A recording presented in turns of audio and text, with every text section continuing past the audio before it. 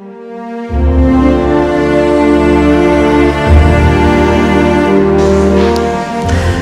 morning. I'm Jill Serpernot with the Nantucket Book Foundation.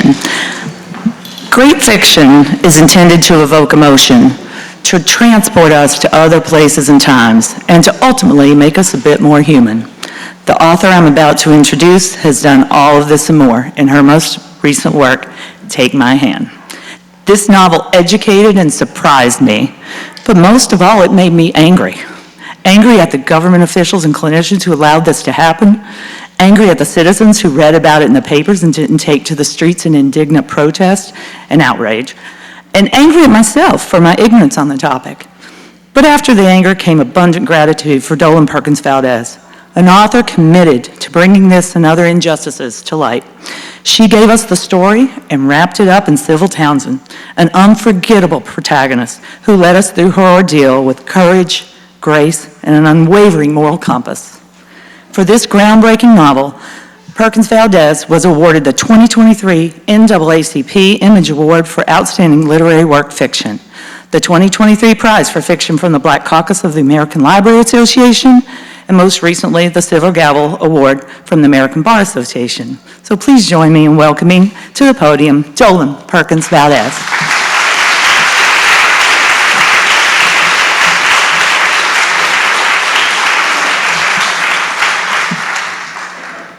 Hi. It's always a good start when I don't trip coming up onto stage, which happens a lot.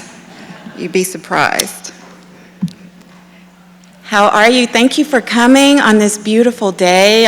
This is my first time in Nantucket, y'all. Ooh! It's gorgeous. I don't know if I could get out of here alive in these boutiques, and even for my dog, Positivity looks like amazing.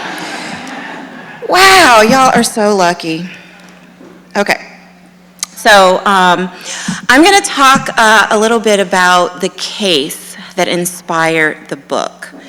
And, usually I do a little slideshow when I talk about the case, but you can find it online. It was an open secret. It's all over the internet. So you can, after this, if you want to Google, et cetera, you'll find all of the pictures of the lovely Ralph sisters. So I'm just going to talk a little bit about the case, and then we're going to do some Q&A, okay? All right.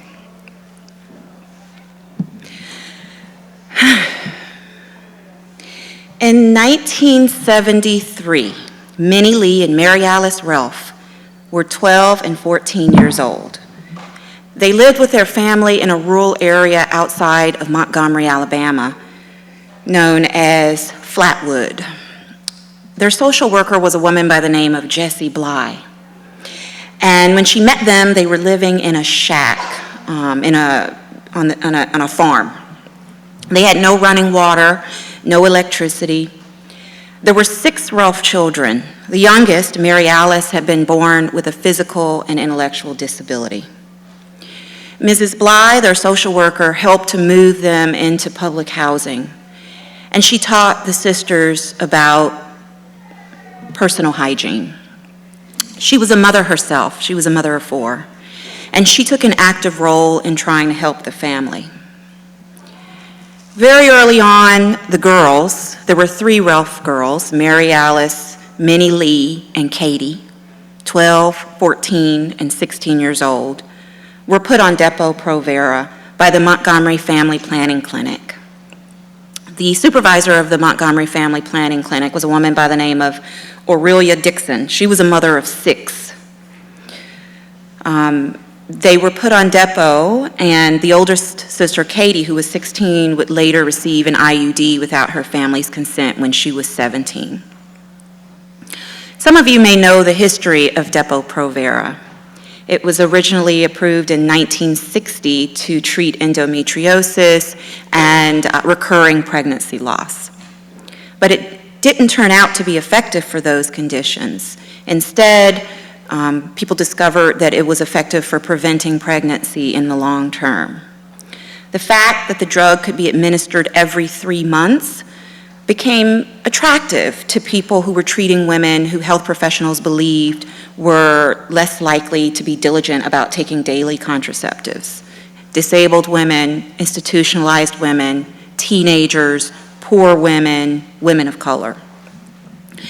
During an early clinical trial for the drug that occurred at an Atlanta public hospital between 1967 and 1978, Depo-Provera was administered to over 11,000 mostly poor black women, despite its serious side effects, which included irregular menstrual cycles and depression. So it's the early 70s, all three sisters have been put on Depo-Provera.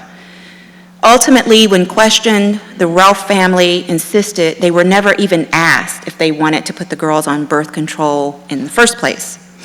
When I began to research this case, I reached out to the lawyer who had represented the family, Joe Levin, who's still alive, living in Montgomery, and I asked him about that. I said, why would they agree? Why didn't they stop it? You know, why did they allow this to happen if they never gave consent?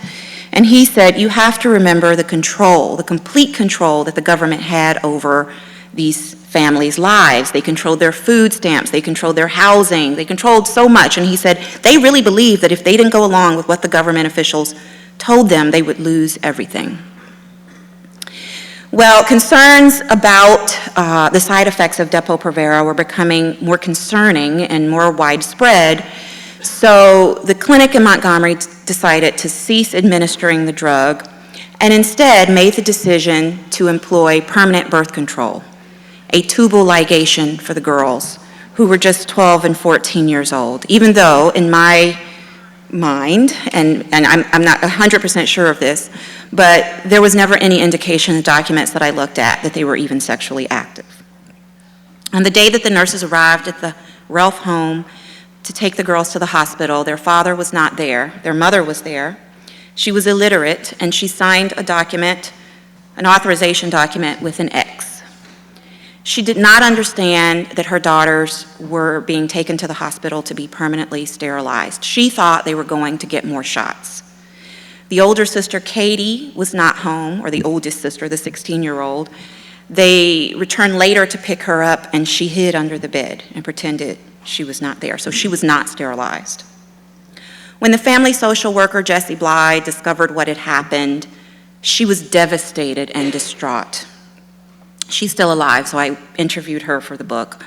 All of these people are in their 80s now.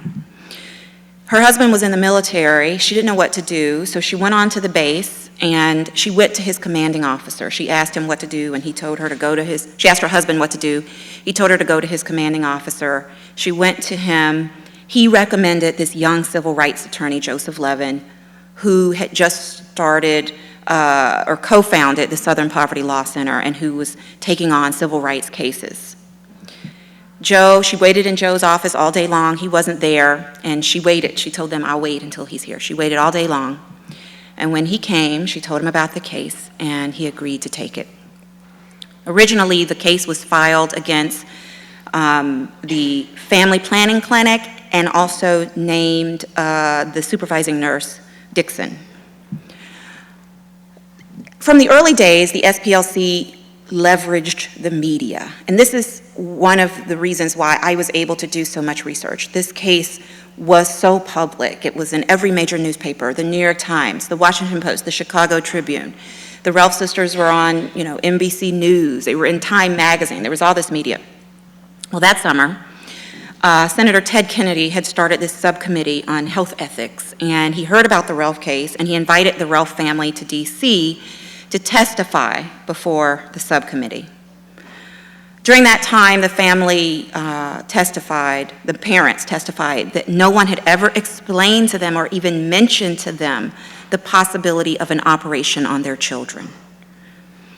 There was a doctor who was working for the Office of Economic Opportunity, Dr. Walter Hearn, who's also still alive, who testified in the subsequent trial that his agency had developed a set of guidelines for all of the federally funded family planning clinics. At that time, there were over 3,000 across the country who were performing these sterilizations.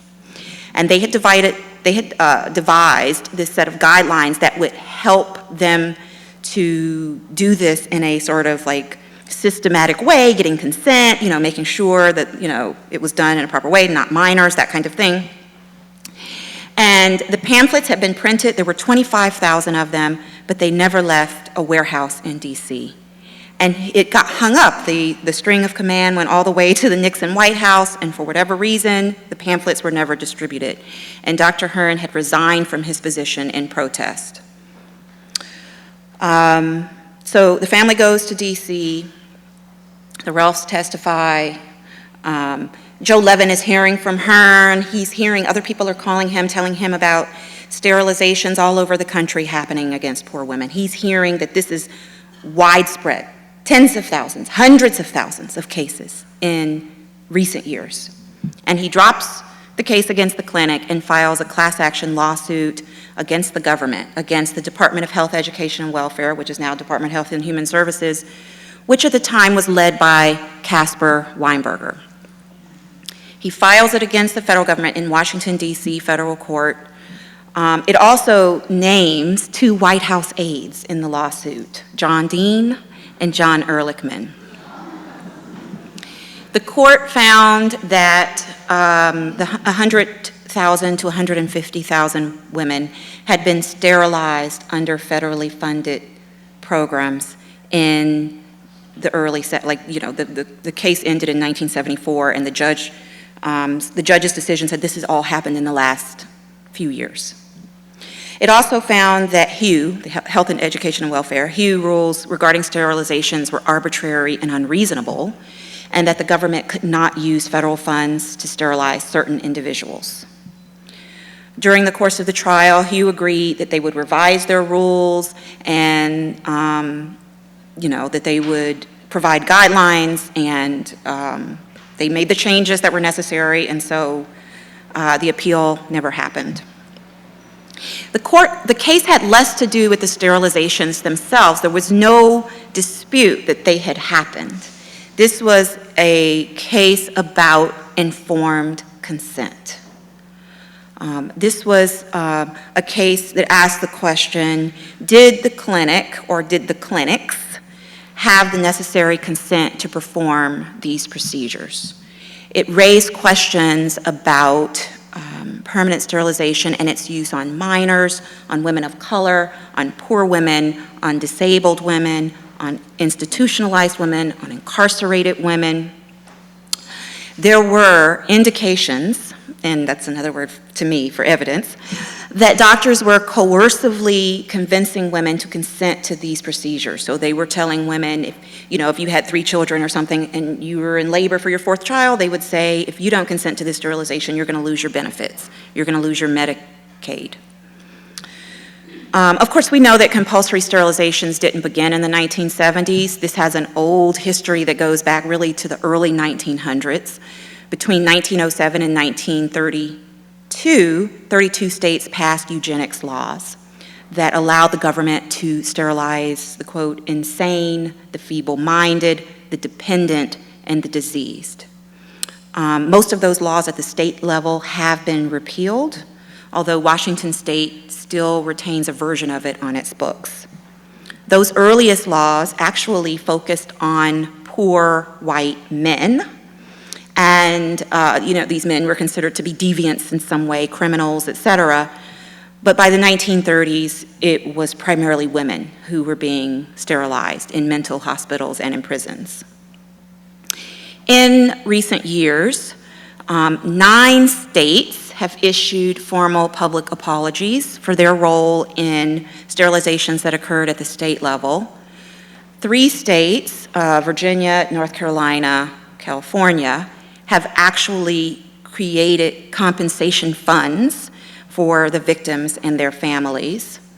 But one of the things, I was just talking to a person, a dean at UCLA, and she said that the history is tricky because these state and county hospitals which were performing these sterilizations were actually getting reimbursed by federal funds.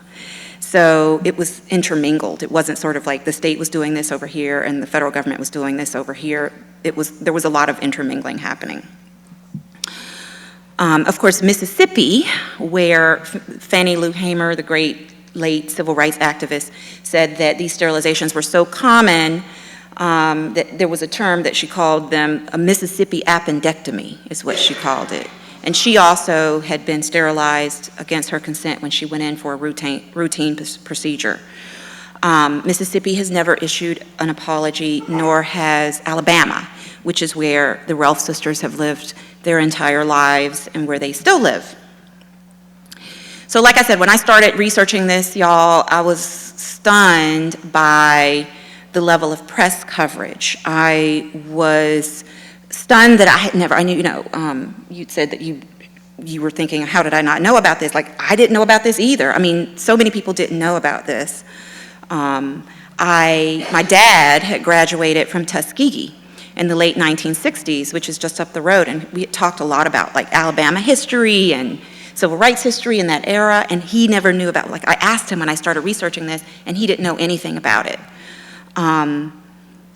Of course, y'all know about the Tuskegee syphilis experiment, which occurred over 4 decades at Tuskegee, where they allowed men with syphilis to go untreated even long after penicillin was widely accepted as a treatment for the disease. So they allowed, and syphilis has devastating effects if you are not treated. I mean, like it attacks your cartilage. I mean, it's like a devastating, disgusting disease.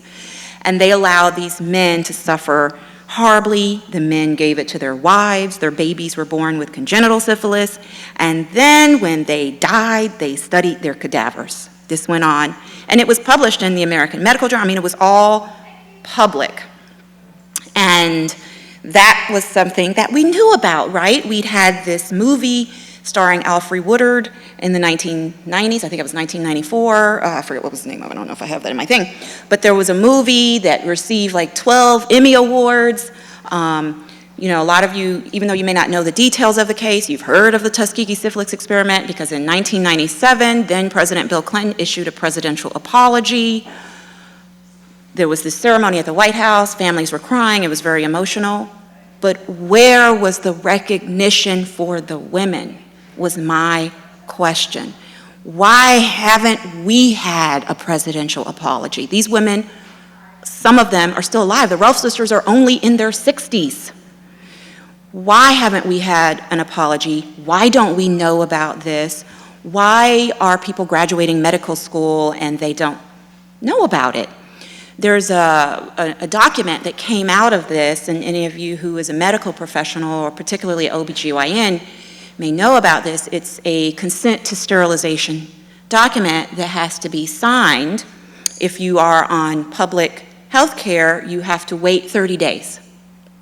So I was invited to talk to a bunch of doctors from, I think it was UVA.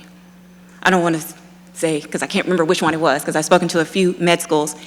And when and there were lots of doctors, it was a Zoom call, and there were like 60 OBGYNs, it was a whole department, and I was so intimidated.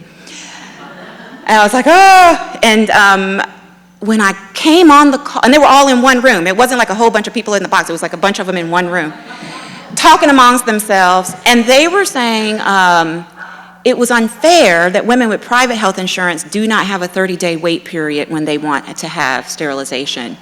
But women on public assistance have to wait 30 days. And that this consent to sterilize form has been in existence for nearly 50 years, and it's time to, change that, because this is, I guess they were thinking of this as a sort of disparity, right?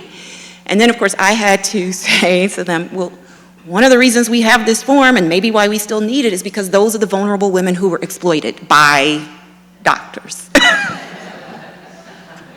Sorry. And y'all know, this is the thing that's so fascinating about this. When I was interviewing Joe, who is born and raised in Alabama, who became a civil rights lawyer when he was an undergraduate at University of Alabama, he was a member of a Jewish fraternity, and their fraternity house was vandalized in an act of anti-Semitism. And that was his first sort of brush with anti-Semitism, and it changed him. It changed what he wanted to do with his life. It changed him. I have a little bit of that in the book with with the character based on Joe. But Joe told me that the same doctor who sterilized the Relf sisters was, I don't think he's alive anymore, the same doctor who delivered Joe. It was the same doctor.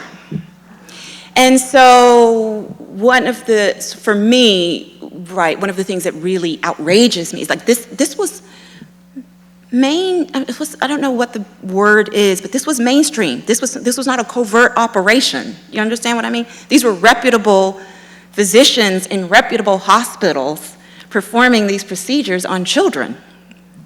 So, that was something that I was thinking about that made me think, I have to write this book. In 1972, of course, and here's another thing that's so interesting, even though we know so much about the Tuskegee syphilis experiment, in 1972, this reporter from the Associated Press broke the story. That really ended, this is why journalism is so important, y'all, ended the experiment when that story was published in the summer of 1972. And there were a lot of Alabamans right there down the road who didn't know this was going on and had been going on for 40 years. And so these things can happen sort of right in front of us. In the afterword in my book, I talk about like recent cases. So for example, one of the reasons why California established this compensation form, which they recently did, I'm talking about between 2013 and 2020, they established this through a hard fought, there's a wonderful documentary y'all can watch called Belly of the Beast about the fight to recognize the women who had been incarcerated and had been sterilized without their consent. It will make you cry, it will make you scream, because it feels like now, right? And also, when I did my talk in Montgomery, when the book first came out, the lawyers, these young, brilliant lawyers, Joe invited them up. He's so humble, but he's like the best. He invited them up, these young lawyers who are representing the detainees in Georgia, who had been, some of them sterilized, some of them just subjected to unnecessary medical procedures in their reproductive systems, right? Like the removal of cysts that didn't need to be removed and all kinds of things that the doctors were just cutting on them for no reason. Well, maybe just for the funds, for the money. So that's happening right now. Those young lawyers are representing those women. That's happening right now. That was, very, very recent. I knew as I began to write this book, I wanted to think about like healthcare professionals. If you were a nurse who worked at this clinic, right? How did you allow something like this to happen? How did you live with yourself? How did you make sense of it? And that is when I came up with my main character, Sybil. Even though I was able to interview Joe, I was able to interview Mrs. Bly, I did not find any of the nurses who worked at the clinic. The supervising nurse, Aurelia Dixon, passed away like in the 80s or 90s. I found her obituary, but I couldn't find any of the nurses who worked there. And I was just curious because my mother had been a nurse and my mother's sister had been a nurse for 45 years. We had like nurses in the family, and I just was very curious about it. And I found this newspaper article, y'all, that said that all 8 nurses who worked at the clinic were Black. And so that got my brain going, right? Like I just needed to know something about those women, and I couldn't find them. And so this book is my sort of interrogation into how one moment you think you're doing a good deed, and the next moment you're violating somebody. And I wanted, however, to write the nurse with understanding and compassion, thinking about my mom and the nurses I knew who probably made mistakes, you know what I mean? I mean, we still making mistakes. Somebody was just telling me that her father, who was a doctor who, had gone through the whole COVID epidemic, retired recently because and this is anecdotal, but this is what she told me, because he said that, one, the whole COVID epidemic had just worn him out. I think a lot of healthcare professionals just burned out. But he also said that like in the early days when they didn't know very much about COVID, they were putting people on ventilators too quickly. And he's haunted by that maybe we lost people we didn't have to lose, And so I knew that this was one of those cases that would stay with you. There's always that one case when you're a medical professional or when you're a social worker or when you're a teacher. There's that one student you never forget, So I thought this is going to be that case. And I knew it had been that case for Joe, even though Joe had a lot of cases. People say, was this his biggest case? I'm like, oh no, this is only the beginning. He was only 30 years old. He was just getting started. But I know that when I interviewed him, he and Jesse Bly hadn't talked in a long time. And he said, where are you going? And I said, I'm going to find Mrs. Bly. I just showed up at her house. And he said, you tell her I said hello and that we did something special back then. You tell her I said hello. And I go, and I'm so busy interviewing her and getting my notes and stuff. I had taken her to dinner. I asked her, I said, I'll take you to dinner anywhere in town. Where do you want to go? Because I had funds. And she said, I want to go to Red Lobster. And I said, okay. And I said, am I driving or you? Because she didn't know me. I said, okay, am I driving or are you driving? She said, oh, no, honey, you're driving. And I took her and her friend to Red Lobster. And I was so busy talking to her and listening to her and stuff. At the end of the dinner, she said, how's Joe? And I said, he's doing fine. I said, by the way, he wanted me to give you a message. And before I could get the message out, she said, you tell him I said hi. You tell him that I asked how he's doing. Like, it was like they were having a connection across time, and they hadn't seen each other in decades. You know, it was like tingly. It was amazing. So I came up with Civil. I wanted to explore this idea of a nurse, recently graduated from nursing school, meets these girls, tries to help them, only to find herself at one of the most tragic events in modern history. I wanted to impress upon readers that this was a life-changing experience, not just for the Relf sisters, but also for all the healthcare professionals who were involved. I thought about when I found that obituary for Aurelia Dixon, who had 6 children, who had numerous grandchildren, I asked myself, how did her children and grandchildren make sense of this?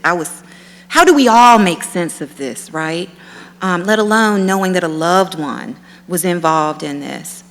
I did not interview the Relf sisters while I was working on this book. Mrs. Bly was in contact with them and said, she would put me in touch with them, and I made the choice to let them know that I was working on the book, but to not interview them because I thought they're trying to live their lives, y'all. They were still in public housing. They were living together. They're senior citizens. The last thing they want is every time somebody writes about them, coming up in there interviewing them. That's the way I thought, y'all. That was just my moral principle. But of course, then the New York Times goes right on in there, takes pictures, does a cover story on the New York Times Magazine. And when I first heard about that, I'm not going to even lie, that upset me. Because I always said, I am not going over there unless I'm with Oprah. You know what I mean? Who's like, wave a magic wand, get them out of public housing, change their lives. Because they never got a penny. They never got a penny from this. And I just thought, I'm not going up in there without a blank check of some kind. Not blank, but you know what I mean. So, some woman, y'all, this is what I'm telling you, from Seattle, contacts the New York Times, says, my husband is in the tech industry. And it wasn't Mackenzie Bezos. And he's made a pretty good life. And I want to do something to help those sisters. And she bought them a house. And they moved into their house. And they are so excited. And they have a yard. I asked Minnie so I went down in March because the mayor of Montgomery was honoring them. And I wanted to be there. I was invited to be on stage with them. And I was so excited for them. They were being honored by the mayor and by the city council. And I said, well, Minnie, what do you like most about your new house? And she said, we have our own bathrooms. And I thought, oh my God, what sisters in the history of the universe don't want separate bathrooms? Like, none of us wants to share a bathroom with our sister. Nobody, right? I don't even want to share with my husband, to be honest with you. So, they are so excited about having separate bathrooms, and I said to Minnie, because Mary Alice is nonverbal, and it does have disability, but I said, I'm going to get y'all a housewarming gift. What do y'all want? And she thought, and she said, I'll let you know, and she sent me a list. And it was like basic stuff, y'all. It was like coffee maker, because they had never had this much space. Coffee maker, bathroom. Like she drinks coffee every morning, but she drinks instant coffee, and she didn't have a coffee maker. And I'm a coffee drinker, right, Mary? I have to have my coffee. And she said bathroom rugs. She said sheets, towels, because now they have 2 bathrooms, so they need more towels. So when she sent me this, I called my mom, and my mom was like, well, I'll contribute, you know. And then I called, and then I started, you know, mentioning it. I was mentioning it to friends or whatever, and everybody kept saying, oh, I'll contribute. Like everybody wanted to do something for them, you know. And so I started like a little GoFundMe, just a little small one with like a goal of $5,000, and it immediately went boop. And this bookstore down in Wetumpka, Alabama, y'all, I became friends with this woman who owns Sweet Home Books. If you ever get down to Wetumpka, Alabama, that's my friend, Diane. She's wonderful. She said, I'm going to donate proceeds from the sales of your books to the Ralph sisters. Then I called this furniture store. I talked to the president of, what's the name of that furniture store? I want to give him a shout out. I can't remember. He was the president. His grandfather started the show. You know, this is the South, y'all. His grandfather started this furniture store, and he said he would help, right? So we got Mary Alice, who's disabled, a brand new bed, you know. And I flew down there because I wanted to make sure they got everything they needed. And I flew down there, and I went with, because their mobility is not very good. So I went with their brother, Walter Ralph, and his wife, Ethel, and we went to Target, because I love Target. And we filled 4 baskets with just stuff that was on their list, plus some. Y'all know me, I got them pillows for the beds, and, you know, I decorated. Just, you know, stuff they wanted. And what I learned was some people have sensitivity to like dye in the sheets, so they wanted white and beige, and so I got the exact things they wanted. Like, you know, I was able to talk to Ethel and find out what colors do they want, and she said, well, you know, white and beige because the dye is hard for them. So we were able to get everything they want. So I came back, and, you know, I was telling this and talking, somebody say, oh, you're just like Sybil. That's my character who gets in trouble for like. And I had to think about that, right? And I said, and this is kind of how I want to end before our Q&A. It's not, the message of the book is not that we don't do good things for people. That's not what I'm trying to say. What I'm trying to say is we first need to include them in that conversation. It's a dialogue. Right? It would have been easy for me to just go online and send a bunch of stuff on that list. It was harder, especially with my kids and my schedule, for me to fly down there and take them shopping, right? Like that was, you know, my attempt to say, okay, y'all tell me exactly what you want instead of me just buying a bunch of stuff and sending it. If we are in community organizations that want to help the community, make sure that somebody on that board or somebody on that staff is a member of the community that you're trying to help, right? Like if you were trying to help like an indigenous community or something, invite members of that community into the discussion, right? If we are somewhere and we see an abuse of power about to happen, whether it be, you know, as a medical professional, we speak up. And we say something, and that's risky. We know it's risky sometimes to speak up in the spaces that we inhabit, particularly when our livelihood is involved. But we have to do it. And so that is what I'm trying to say. It's not like don't help people. It's like do so with self-awareness, do so with care, do so with respect, and do so in a way that honors the people you're trying to help. Okay, that's all.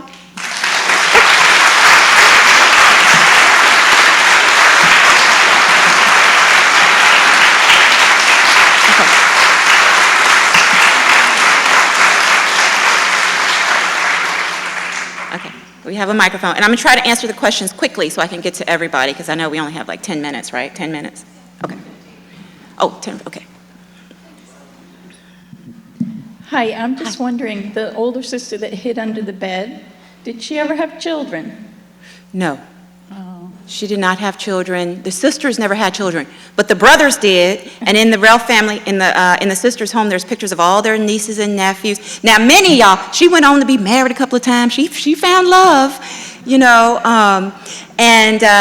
So their father. So here's the thing: in the book, the mother is deceased, but in real life, the mother was alive, obviously. In real life, the mother died 2 or 3 years after this happened, when the family was still young. And their daddy, Lonnie Ralph, never left the family, never remarried, raised those kids. That was something that Walter, the brother, told me. He says, one thing I can say about my daddy, he never abandoned us. He took care of his responsibilities. He said he loved his wife, who was also named Minnie, and he just never remarried, but he took care of that family. He lived a long life. He lived till he was almost 90. And towards the end, he had been taking care of Mary Alice. Minnie's last husband had died, and Mary Alice, the younger sister, asked to live with the, or didn't ask really, but indicated that she wanted to live with her sister, and they've been together ever since. Although, I'll say this, so she's nonverbal, right? And I'm over there at their house, and we're just sitting there. What were we watching? We were watching a movie. I think we were watching a Tyler Perry movie. And I'm sitting next to Mary Alice, and she looks like she's trying to say something, right? And I'm thinking, okay, she's trying to express something. She's getting frustrated, and finally she says, clear as day, I like your dress. And I turned to Minnie, and she's like, so apparently, even though she's nonverbal, every now and then she's able to get something out. And that just made me, y'all, it was just, I couldn't believe it, And Minnie's just kind of nodded like, yeah, you didn't know. And I'm like, no, I didn't know. And, but that's the only thing she's ever said to me. I know, right? Isn't that beautiful? But she said it clear as day.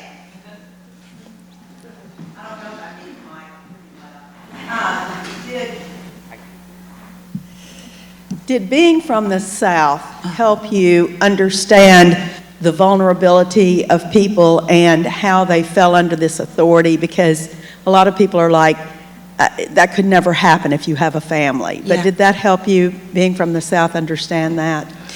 I think it helped me. One, it helps to gain trust when I'm down there talking to people, and my people are country too, and I get it, and I can speak with them with love. I can speak to them with love and respect. So that always helps me when I'm just down there doing research. I also think it helped me to understand why they trusted the government. I get that. And my mom is the same. My mom will go to the doctor and just everything doctor say. I said, Mama, did you look it up? Because this is the era of Google. You don't just listen to the doctor. And I'm like, did you look it up, Mama? And she's like, no, because Dr. So-and-so said, it's hierarchical down there. You know this, Connie. So she respects the doctor, and if the doctor says that, then that must be true. And I'm all like, well, when I go to the doctor, I question, okay, how do you know? I need a doctor that allows me to Google in the office, and isn't intimidated by that. So, that's my culture. Okay. Dolen, it's both comment and question. So comment is, it's extraordinary how fiction can illuminate truths in a way that refocuses and brings compassion, and you did. You wrote with such compassion and empathy so that we felt the texture of the lives, we felt that conflict that was so inherent in all of your characters. So bravo for that. Thank you. And then I think, given the amount of press that you said was out there, it is surprising how many of us could say, well, we had no idea. So what had you drop in the first place to even understand here's this other issue out there, and why do you suppose you were the first to really say, hey, here's a story I'm going to find a way to tell? I don't know. I thought the book had been written. I was shocked this book hadn't been written. I think all of us who find these stories are shocked. Ilyan, I'm sure when you were thinking of William Craft and what they did, I'm sure you were like, hey, why isn't anybody, this is amazing, this is an amazing story. And I feel like part of sort of the job of writers is the job of discovery, I was just, Emily Henry, y'all know, the romance writer who's at the top of the list. I love romance.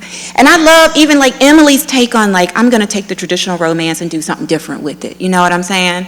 What about the girl that was the workaholic? What about her? She needs love too, And so that's part of what we're doing is we're finding the story, whatever our genre. yeah, it's one of those things. And the thing that I think really baffles me even more, I mean, most of us, I don't know how many doctors are just late, but the thing that baffles me more is like, why don't doctors know this story? Why don't OBGYNs know this story? Why don't they know the history of that consent to sterilize form? That has to be rectified. That's like, to me, a matter of life and death. Okay. I thought I'd fill in a little piece of the puzzle here. I became a registered nurse in 1974 and was initially critical care but went into labor and delivery. And before you mentioned that all those nurses were black, I thought, well, were most of the doctors white where these were being performed? And just statistically, we know that the majority probably were. Oh, yeah. And it's still pretty indefensible on a moral level. However, just thinking about the early days when I was first working, the doctors were responsible for the consent forms, and the nurses may not have even really been instructed a lot about it, and they're just show up at the bedside or in the room where the procedure is going to be done, blah, blah, blah. Things that really increased since that time, and women are much more aware. But anyway, I think it would have been very hard if the doctors were white and all the nurses were black at that time, especially in Alabama and Mississippi, that they felt that they could speak up. And some of it may have just been they didn't know. But thank you for that book. Yes. That's great. Thank you. Hi, I was trying to listen to what happened with the prosecution, and I was wondering a little bit more about whether the doctors were sued for malpractice. I think in the end, after hearing the story, I feel like they're the ones who should be held most accountable for this. So were they? There was a small follow-up lawsuit that was intended to get damages, but nothing ever happened with it. Yeah.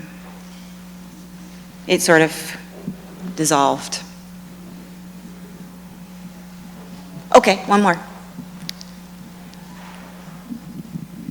I just thought your book was enraging and wonderful and exactly what nurses should read. And so, as a former nurse educator, and a bookseller, I'd like to ask, what has the response of nurses been, and particularly nurse educators and nursing associations? You do such a wonderful job of looking at the range of responses and behaviors in the situation. So what is the profession's response to your book been? I have done lots of talks with OBGYN departments particularly, and as the book became, I would have a doctor call me and say I'm the chief resident, I want to just have my residents, and then they call me back and say actually all the residents, and then they say, oh wait, all the attendings, and then wait, all the whole department. So that has happened quite frequently, and it has been one of, we cannot believe we didn't know this case. There's been a lot of that.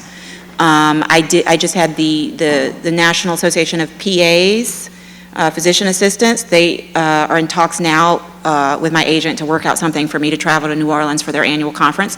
So it's really been one of education, because I think it's very easy to just Google this and learn about it. But the book, I think, reveals something about this in a different way that I think people can really understand as healthcare professionals, particularly because my main character really believes that she's helping. And the way she justifies it, the way I've tried to do it, is the way she justifies it, we can all relate to, right? Mary Alice is nonverbal. She's physically disabled. Does she really need to bring a baby into that situation? You know what I mean? The way she justifies it, we can all kind of find our own brains doing weird things. I mean, when I was at the Ralph sister's house, and I know this is the last thing, they're getting their backyard, they've never had a yard, and they're about to get their backyard fenced in, and they want a dog. I am a dog person, I think they need a puppy, okay? Let the ladies have a puppy.